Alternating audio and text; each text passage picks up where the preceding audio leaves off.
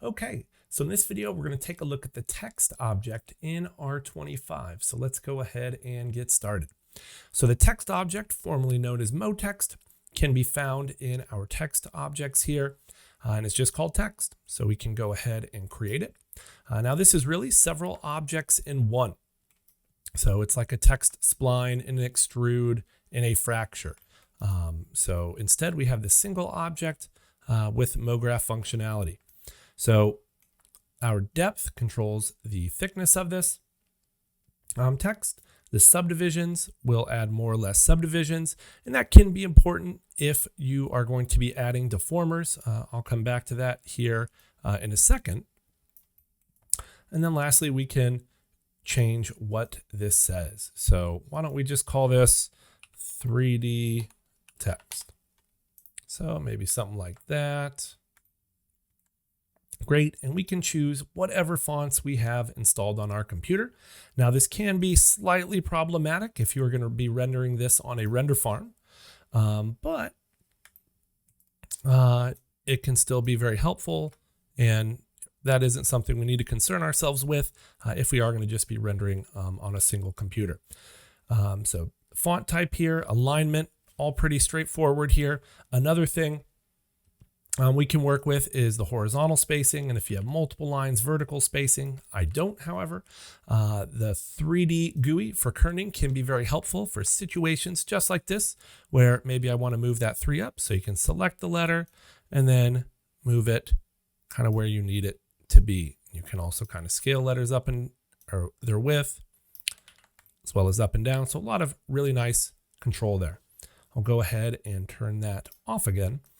We talked about subdivisions earlier, and the other kind of part of that is the intermediate points, since that deals with how many points we get kind of going around the outside here. And I'm going to go ahead and turn down my depth and subdivisions while I'm at it.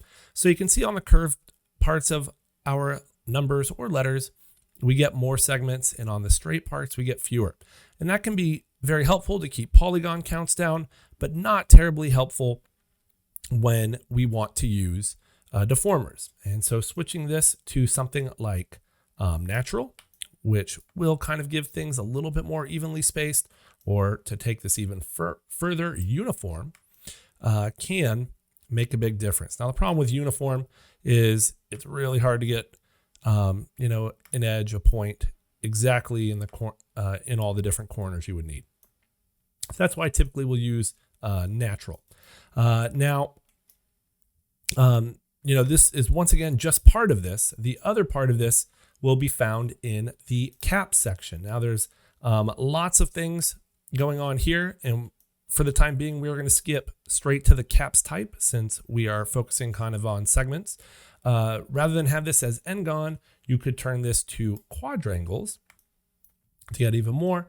Regular grid, though, is going to be your best bet to getting something a little bit more evenly spaced. And if you twirl this down, you can even change the size of it there. And so something with a lot of geometry like this, if you really need some clean deformation, might be the way to go. But I'm going to set that back to n-gon, and we can talk about the other sections in here. So we do have a start cap and end cap. You can toggle those on or off, as well as bevels. Okay, now by default, you're going to have the same bevel for both the front and end cap here. So only one set of controls. If you do want to, check that on, and there you go. While you do have some options here, you can turn up the size if you just want something round. Okay, you can also switch this to curve and adjust the profile, and we'll come back to that.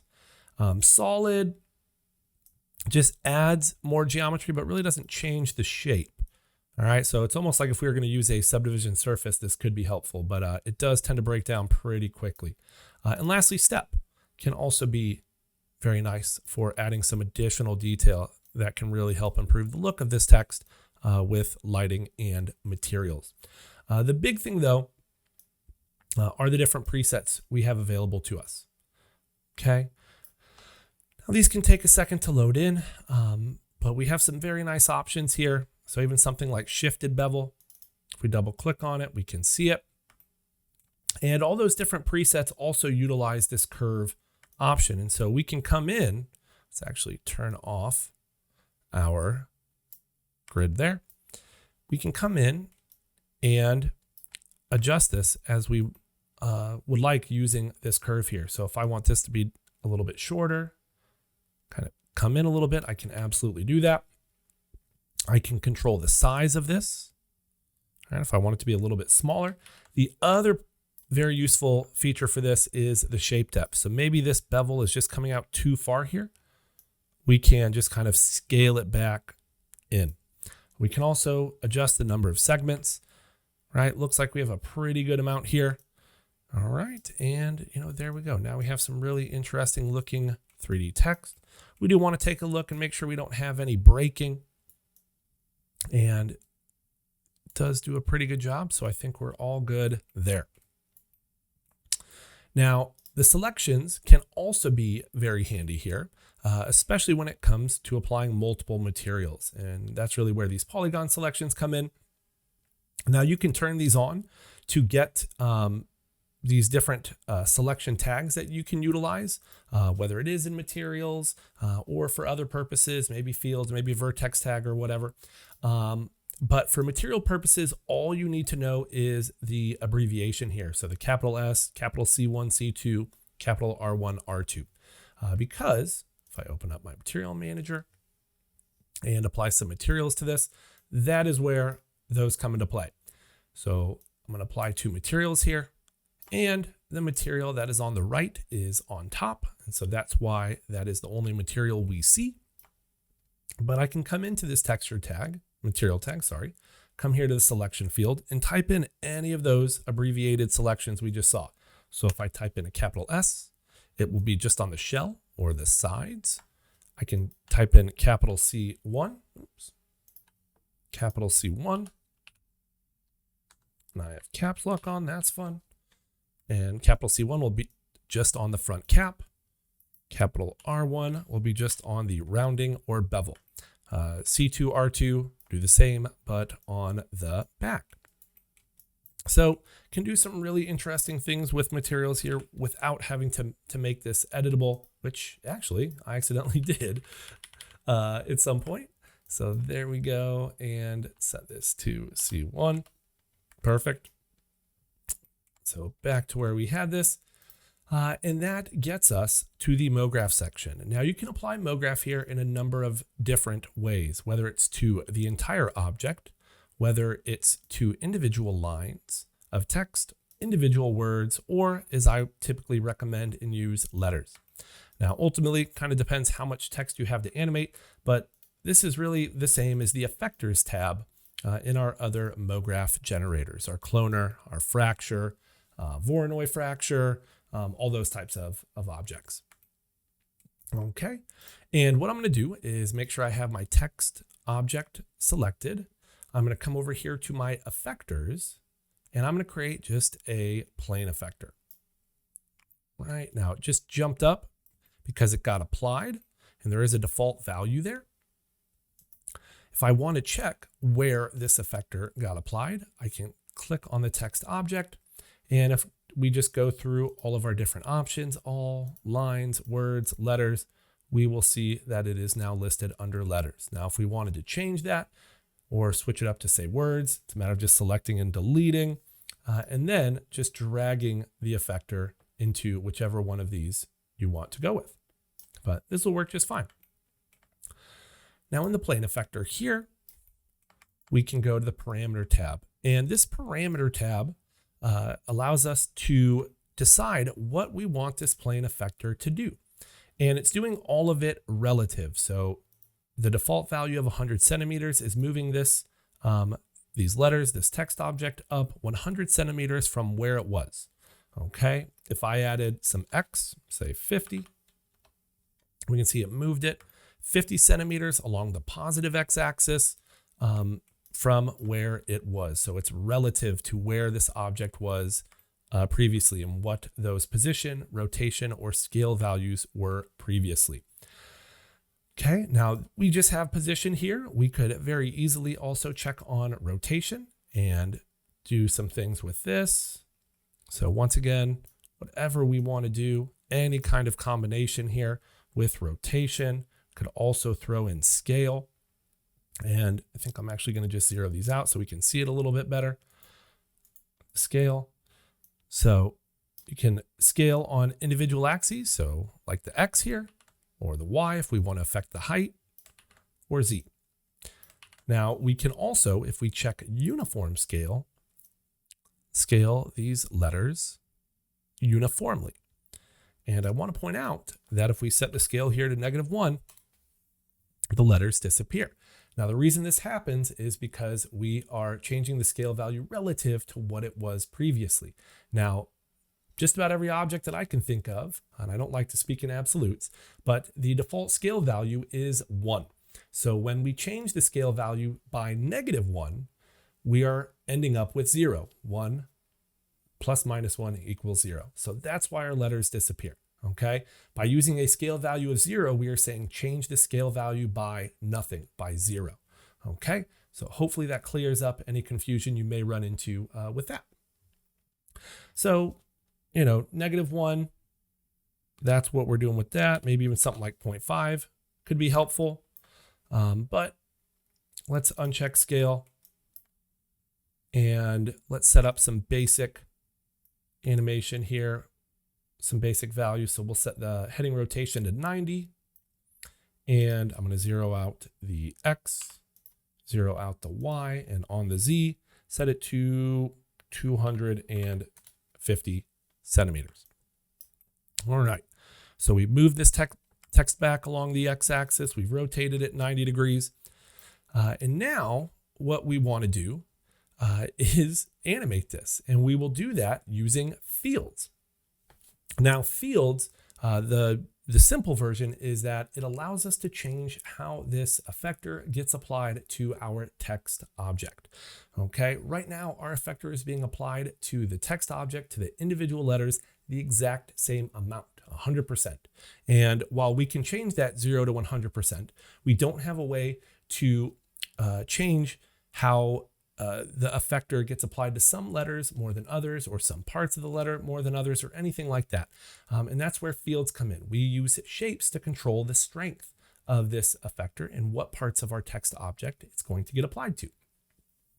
Now we're going to keep this simple and really just focus on our field objects here. Now the majority of these are just different shapes that we can use to control the strength here. So shapes like a box, capsule, cone, linear field, all right, spherical field, torus field, and there are also some others that can be useful, whether that's sound field, shader field, random field.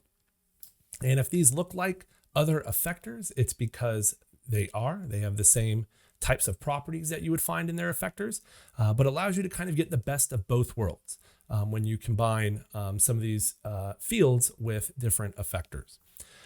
For our purposes, though, we are just going to use the linear field. Now, this linear field, as the name kind of implies, works in a straight line. It works along the x-axis. And when we chose linear field, we had a linear field created, and that linear field gets added to the fields list here. Okay, now there are some field-specific properties such as length, direction, and we will come into the remapping and color remapping section here as well. But this linear field exists and in a way that is very similar to layers in Photoshop. Okay, now to actually see kind of what's going on here as well, I'm going to disable materials for the time being so we can see this color, because this color is also going to allow us to see the strength of our effector and how it gets applied. Okay. Back in the Fields tab, we have two different icons here to change whether this field affects value. So position, scale, and rotation, like we set up in the parameter tab, and color. So if we want color to be visible here, we can toggle that on. If we don't, we can toggle it off. Note that this isn't a material color or anything like that. It's really just for visual purposes to make our lives a little bit easier. There is a way to channel this color into a material, depending on what renderer you're using. We also have different blending modes and opacity, But like I said, we're going to keep things pretty simple, so we won't get into that or some of the other options in field, objects we can create, different field layers, modifier layers, that type of stuff. Okay, so we do have length here to control the size of this. Okay, so that's looking pretty good. Maybe something like 250 centimeters. And you'll notice as I move this linear field left and right, we can see it being applied or not applied to our text. So, all right, so now our effector is applied 100%. And if we pull this through, we can see our effector goes back to being applied 0%. And if you want to confirm that, all you have to do is move the effector to the left here. And if you, the field, and if you toggle the effector on or off, we can see that. Okay. So let's talk about color. Let's get that out of the way because it's kind of some low hanging fruit here. If you select your field and go to the color remap section, you can choose what color you are seeing. Now, I like to use a saturated color with very high value so I can see the change in value there, right? I can see it go from white to, a lighter version of green, ultimately all the way to the final color here. And if I end up with something that's kind of doesn't have a lot of saturation, it's very difficult to see that. So if you are going to rely on the color, then choose something that does have, the ability to essentially have a gradient applied to it from white to that color. Speaking of gradients, that is the other color mode here. And this also just kind of confirms whether we have the effector applied 100% or 0%. And the way I like to explain fields is it does depend on the shape, but we have really our two gradient values here, right? Okay, our black and our white. So anything outside of here has 0% of the effector applied. Anything outside here has our white. So think of it as black point, white point, 0, 100. And as things get increasingly towards the positive X, then the strength becomes higher and higher. And it is when they reach that 100%, they have our effector applied 100%. Okay, so all of that is based on the straight line of the X-axis. You can rotate this. As this is just some simple text, it really doesn't show that very well though. Okay, so I do like the gradient for that purpose, and I have heard this these fields described as really just gradients or masks in 3D, where if you think of this like a gradient, where this is the black point, this is the white point, and we are just kind of moving this through to change how it gets applied to our text object here. Okay. All right, what do we have left? Back in our field, we have the remapping tab. Really, really important section here. Because once again, if we think of this as 0 is 100%, we have interpolation between those two values. And another way you can think of this field is almost like keyframes, where this is the first keyframe, this is the second keyframe, and then this becomes the interpolation. And just like with animation in general, we typically want to avoid linear interpolation. We want to be able to work with those tangents and get something a little bit more interesting, more dynamic. The same is true for the remapping here. So while we do have quite a few options here, the ones I focus on typically are going to be in the contour section, where we have quadratic, step, quantize, and curve. Now, curve is just like if these were keyframes, where you can select a point, you can work with it like a keyframe, and ultimately this will affect the way your animation looks. All right. We also have quadratic, which is a little bit of a simplified version of kind of speeding things up or slowing things down, depending on what, if you use a positive or negative value and what that curve ends up doing. We also have step and quantize, which are just like our step interpolation type in our timeline. So, really you have all three different all your different keyframe types all right here in the contour section.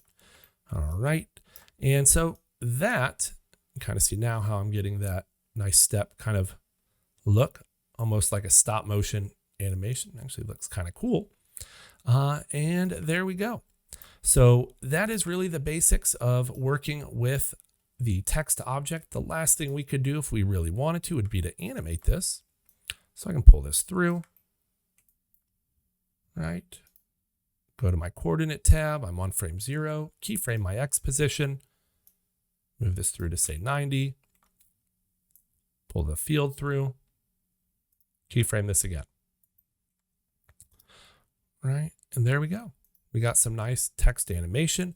And the great thing is I can go back and make any change I want to this, whether that's the parameters in the parameter tab of the effector, whether it's in the remapping tab. I could adjust the size of this field as well, since that can impact the way our animation looks.